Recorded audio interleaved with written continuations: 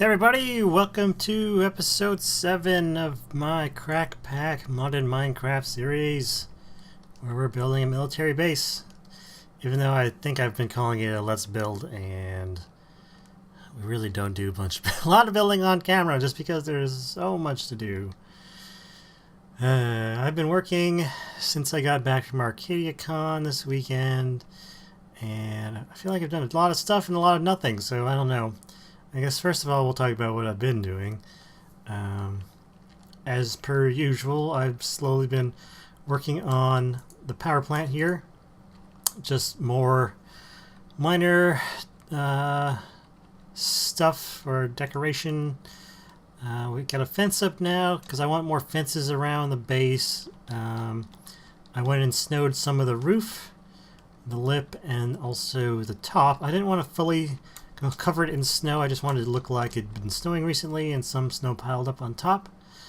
Otherwise, not a lot has been going on in here. Outside also is I've been working on the road because the road's been needing some work. I feel like I've been neglecting it, so I ended up putting in gutters, which is using this gravel road block, which I think looks awesome, and then just a micro block lip, and I really like the way it's come out. So that's that. I still need to work on getting this lit up. I have to come up with some sort of lighting so the snow doesn't pile on all the time. I've also been working on getting rid of all the barrels I have floating around. Nothing else on the inside here, I don't think. No. Yeah, not really.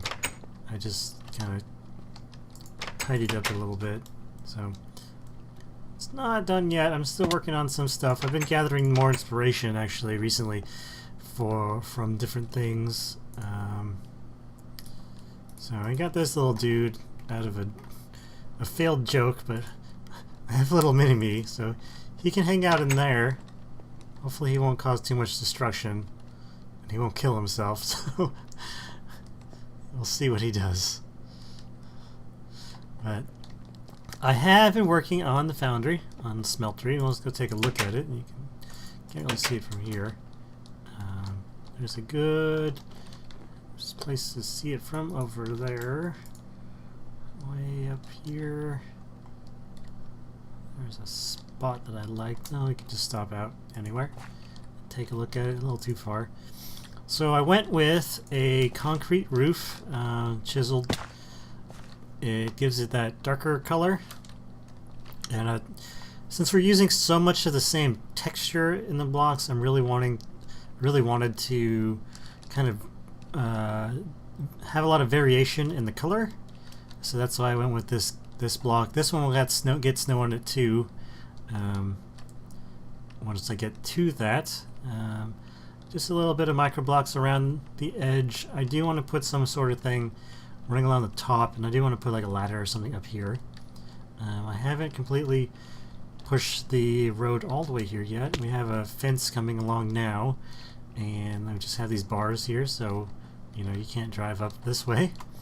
Now I've been slowly adding these inverted light fixtures, or the Project Red illumination stuff, all throughout the base, so those will come. Last episode we left with me working on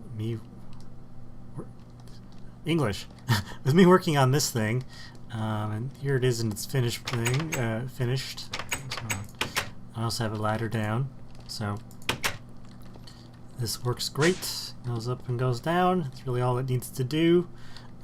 It's just supposed to look like an industrial lift. If you know what that looks like, hopefully that's kind of what it looks like. I'm happy with it, although I fly around so much I almost never use this, so I got to get used to it. I went ahead and put these hazard like bumper guards and stuff all over the place just to give this building more of a hazardous work zone environment feeling. The roof is all done. Well, the roof is done. The inside isn't. I'm just using Tinker's stained glass here. It's white stained, so it gives us kind of that foggy look. I've been using it around the base because we're in a snowy environment, so I want everything to look like it's a bit foggy. I could have done that with this, but I don't want to. So A few things I want to get done today. We'll take a look at the magic clipboard that I never bring out, even though I use it all the time. We have the smeltery done, we have the high oven done, which we can actually turn on today. I have it loaded up, and we'll take a look at that in a second. And the deep tank should be working. I hope it is set up correctly, and we'll find out soon enough. Still working on the building and the lighting. We'll have to figure that one out. The elevator is done, and then we're talking about automation and CAS. These two, automation is kind of going to be on the back burner until we get the supply depot up and running, so that we can push things in and out of the building a lot easier. But it'll be semi-automatic. We'll take a look at how that is. And then CAS will be another part. I wanted to get that ready for this episode, but I'm wanting a specific type of wood, which I'm going to have to do forestry for, and I don't know how to do forestry. So that might not get done this episode, and I'm going to, as soon as I'm done recording here, go and try to figure out forestry just to breed me a tree for one building. We'll probably be using it actually more often. So we'll get to that when I figure it out and I can actually talk about it. But first of all, I guess there's a couple things I wanted to do today. I wanted to work on the ceiling, because this is not complete yet. The outside of the building is semi-done. But there's a few things I want to do in here, and also I want to get this running. I wanted to put a light there, but we'll do that later. So this is a high oven. It's an add-on for Tinker's Construct. And what I have going on here, this is a temporary thing just until I can get it hooked up to an ME system. But there's these scorched ducks on the back, and each one corresponds to a different icon inside the controller. And what you do is you just put the items in and it'll pump them in. And what I'm doing here is using, well, most of these are empty now because they pushed the contents over, but each one of these has a specific filter for each of the specific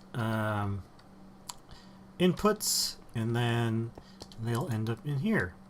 So right now I have a bunch of gunpowder, redstone, sand, charcoal, and blocks of iron in the high oven, and this is to make steel. And you can only use charcoal, you can only use these items to make steel. You can put a bunch of variations in there. I think there's a gunpowder block, there's a redstone, you can put redstone blocks. You can just put regular iron ingots. You can also put ore, but you don't want ore. But you have to use charcoal. You can't use coal. It's just the way it is. And so we hit this switch and it'll go on. And right now we're 24 Celsius, but this thing is supposed to go up to like a couple thousand. And once it's all the way up to max speed, it will actually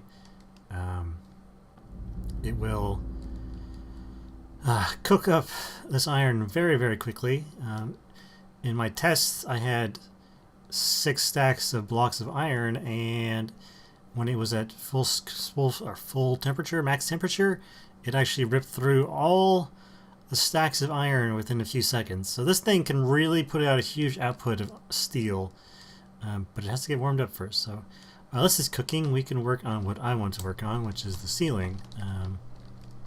Basically, what I want to do is have like big I-beams that run across the ceiling that kind of like hold up this part. What I had originally, I envisioned, actually let's take a sleep first while I talk. I originally had envisioned was like one singular I-beam that ran across the top of the edge of the building, and I thought it looked really cool, but I don't know exactly if we're going to fit that sort of thing in here. I need to get my micro blocks just to show you. Not sure exactly which ones. So basically, I want to have these blocks running across here, but I also want to have the building set up in such a way where it looks like it's holding up this giant smeltery. I don't know what you would call this. This pillar. I want to have it like just in a way where it looks like it's being supported. But first of all, I want to start with this. So I'm thinking in terms of going like this. And mind you, I may have more than one of these. I might have them going in different directions. I also want to... that's exactly what I didn't want to do. Somewhere up there is my factory block. If any of you've watched me for a while, you know I hate losing blocks. So we're going to have two I-beams running across the top like this. And actually, I do want to look up there real quick. There it is. And so these will be holding up the ceiling. But there will also be a couple more.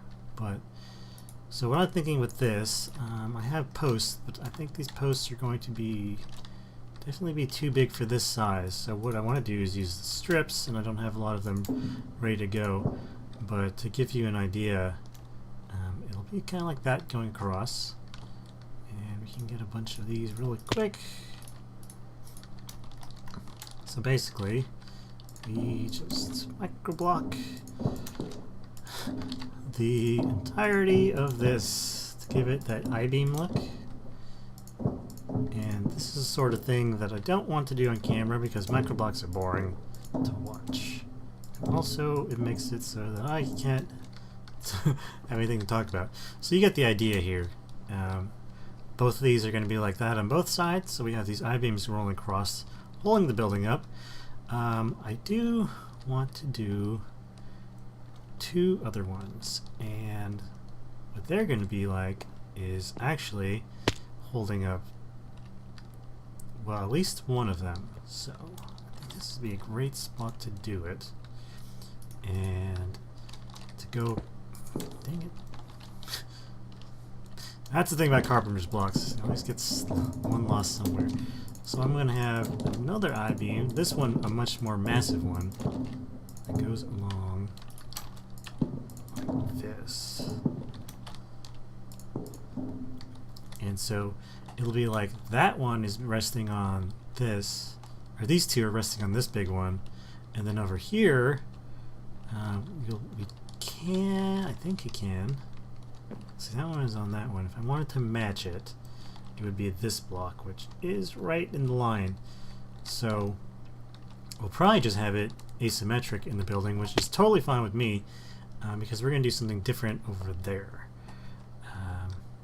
But for this one, we want to have these to be like this. I think posts is what I had. Yeah. So basically, we'll have another I-beam that runs this way using a bit larger microblocks, and we'll give it a lot of character. It's amazing how much just a little bit of texture gives in just the overall feeling of something. So just looking at this beam right now with just these microblocks on it, it looks so much more like an I-beam and so much more structurally sound and all that. It's great. I love it. I mean, I could theoretically put it there and then move that one and match it, but I don't know. I don't know how I feel about doing that. I still had to reattach all the ceiling stuff because I wasn't sure how far that was going to go. But I'm going to finish these up on camera, but first of all, we're going to look at this. So we're only at 700 degrees and we're only halfway through. It's going to take a little while to get through this, but once this thing gets up to like 3,000 degrees, we'll have no worries whatsoever. So I'm going to take a quick cut here, get this done, and then we'll be back, and hopefully this steel will be melted up and ready to go in another way. I'll see you in a moment. Okay, we're back, and we have one block cook up real quick, and well, just one went through, but we're at 1500 degrees now, so it's going to be going much quicker. As you know, we're almost halfway through, and it's just been a few seconds. I think I don't have steel coming out of here, which probably means I need to make sure this is moving. Let's go that way. Yeah, it needs probably needs a pneumatic servo. So we'll get that in there real quick. I think I have one. I thought I had one on me. You might have to pop on over to... Oh, I have one there. There we go. So, let's put that in here and hope this deep tank works. And we have steel going into the tank. We have 18 ingots worth, which is 2 blocks. So we're cooking up these really quickly now. Hopefully I have enough of these, because if you do them wrong, you're just going to get iron. So hopefully... Well, the thing is, I don't have enough iron to put... Because you want to put iron through instead of ore, because you won't get as much out of it. But we're going to have plenty of steel coming through here, at least. At least as much steel as I need. Probably not nearly enough to finish this or fill this tank up. And what I'm going to do is have it output into a system that just mixes it into blocks for me, and then I can use it for whatever. So kind of like over here, right now where I have glass in there, and the glass is pumping into these and putting it in the chest. If you remember from last episode, it'll be like that. But once I have supply depot in, my ME system, then it'll all just go into there, and I'll have it all free wherever I need it. But in the interim, when we were waiting, I got these 2 done, or 3 done, so they look much nicer now. I'm still thinking like what I wanted to do over here, and I don't know, but I kind of want to get a little bit over here done first while I ponder that, because this sort of thing I want to get done probably between now and next episode. There's some stuff we got to do. Like, I want to get the door put on because I keep having mobs run in here. And what we need is aluminum brass. And we're going to need some bronze. So what I want to make is the drawbridges that I have. Like I use in the other side, the other buildings. They're pretty cheap. You just need a dispenser, some bronze, and aluminum brass, and a blank cast, which is also aluminum brass. And I think one of these is like half an ingot, or like 1 ingot a piece. So we really don't need that much.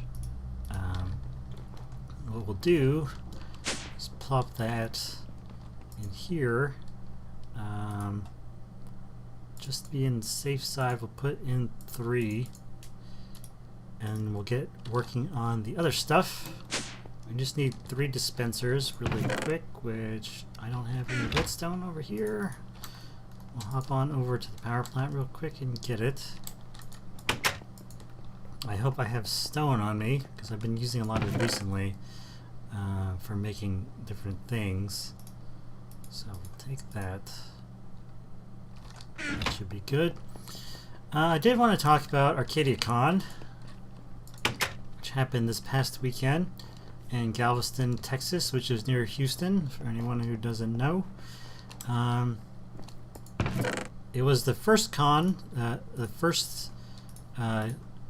guess the first one of a series of them that will probably come down the line. And I think it was a success, honestly. Although, I mean, so, I need cobblestone? Really? The one time, I don't need to use regular stone. I moved on my cobblestone. So yeah, ArcadiaCon, it was the first year. It was 2 days. It was in Galveston, Texas, which is right on the beach. Very nice part of Texas. It was incredibly humid. For anyone who's ever been to Houston, you would probably know that it's infamous for its humidity, even right on the beach. And it was fun, I guess. The thing is, I went, and my wife went with me, and the people who were the big name YouTubers or whatever at ArcadiaCon were people that neither of us watched.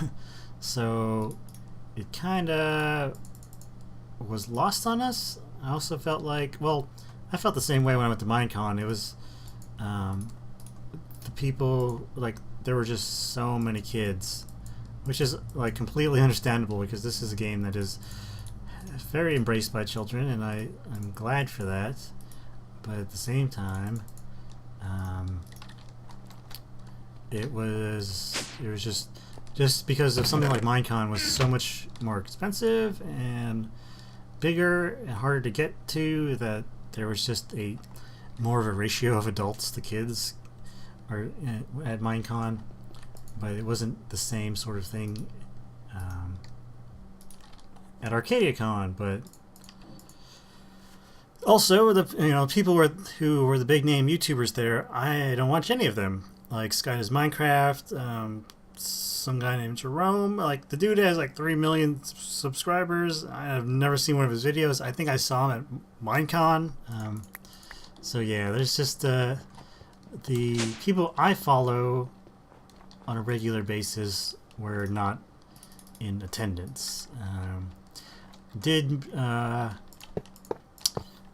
Like someone who I do follow, Blame the Controller, was there, who I met at Minecon, and so we hung out a little bit at lunch one day. And then the Shaft guys, who, if you've never watched The Shaft or listened to The Shaft, it's a podcast, a big Minecraft podcast, and they do a lot of different stuff. And they were live streaming then pretty much all the panels for ArcadiaCon. So if you saw anything about ArcadiaCon, it was probably through them. And so I think it was a good success. I just didn't really have a lot of fun there because I wasn't interested in any of the panels. They were like how to start YouTube or how to start streaming or doing graphic design and stuff like that, which, I don't think I need to go to a panel for that sort of stuff at this point. But and then all the YouTubers I just don't follow, so it was kind of lost on me. But I am very much positive, optimistic about next year's convention. It did very well this year, so they're already in talks about doing another one next year, so that's going to be fun. And all that, that they had 2,000 people in attendance or so, and the first years are always going to be slow, and then it'll pick up from there. And I'm sure the good press it's getting or has gotten is just going to improve it for next year, which so it should just definitely be better next year. I guess that's all I want to say about it. I'm sure a lot of people had fun, and I just really wasn't one of them. But whatever. So here's a door. I used the skystone bricks. I went through all of the hassle to make the ancient staff. Where is it? It's ancient staff. Right here.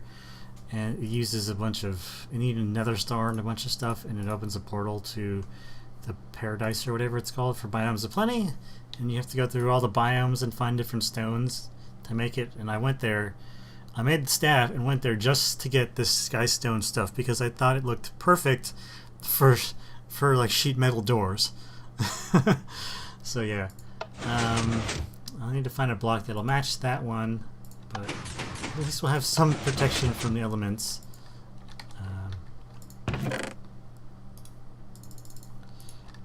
We might as well get a door on this. Just real quick. I haven't yet figured out if I want to do like a double door or a single door, but we'll do a single right now. And be good. So that's ready. I'm going to put a window here. I might put a window there, but I don't know. We have steel. Is that all the steel? 117 ingots? No, it's barely scratched the surface for that. As long as they have a bunch of stuff in the chute. It's already gone through a lot of that. I only had 3 stacks of gunpowder, but in the dozen or so, it's only taken 4 from me, so that's not a big deal. So I should have enough to get through this, at least 1 block of iron, or 1 stack. And we're at 2,500 degrees right now, and it's still going up. So these will cook much quicker very soon. Once it hits like its max temperature, like 4,000 or 3,000, whatever, this thing just rocks through it. So we got a lot done today, I think.